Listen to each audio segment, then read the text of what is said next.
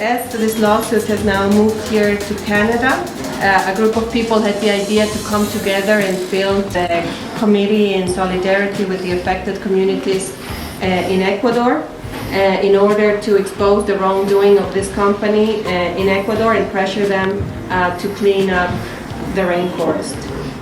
And this is very important also to do here in Canada because if Chevron is forced to pay to the affected communities in Ecuador, this will leave precedent also for other communities that have been affected by this kind of companies all around the world and especially also here in Canada.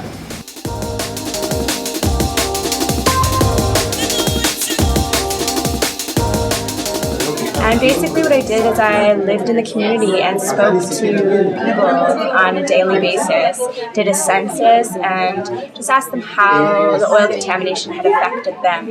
The effects of Texaco at the time, now Chevron, because they changed their name, they left over 600 oil wells, oil pools. What does that mean? That means the contamination that's left over after the oil has been extracted, they just left in these pools. Now, at the time when they did this, there was regulation in the United States that said that these pools need to have liners. The ones in Ecuador don't. A lot of their method of cleaning up at that point was just shoveling dirt over it. So a lot of that contamination went into the waterways. Some of the things that you see from people is you have deformities, cancer, miscarriages, chronic stomach problems, chronic hearing problems.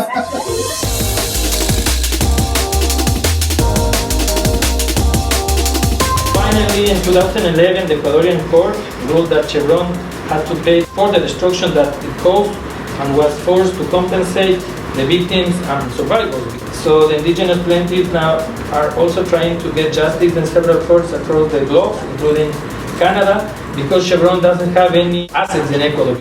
On December 17, 2013, the Court of Appeal of Ontario ruled that the Ecuadorian indigenous communities indeed have the right to pursue all of Chevron's assets in Canada to enforce the ruling from Ecuador. Chevron has more or less $15 billion in assets in Canada. That means that the ruling from Ecuador can be corrected here in Canada and justice can be done.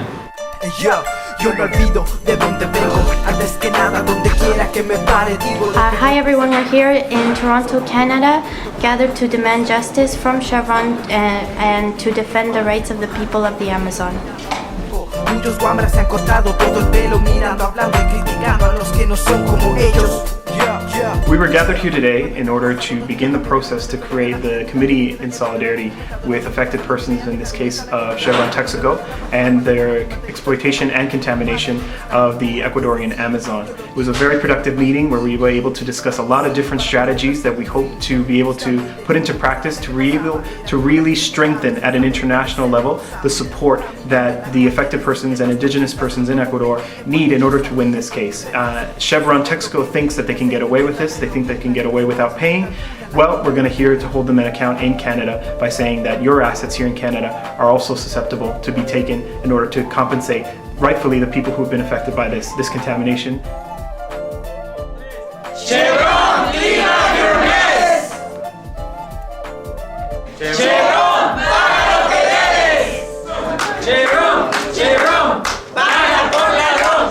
Chevron, Chevron, paga por ladrón! Chevron, Chevron, paga por ladrón!